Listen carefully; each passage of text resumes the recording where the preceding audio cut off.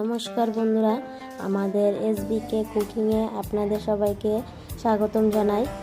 আমরা আজকে একটি নতুন রেসিপি বানাতে যাচ্ছি, ডিম রুটি বানাতে আমরা প্রথমে ময়দা মেখে নিচ্ছি।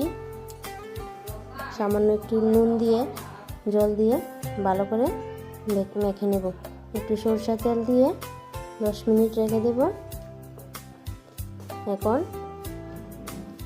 একটা রুটি বানিয়ে নেব।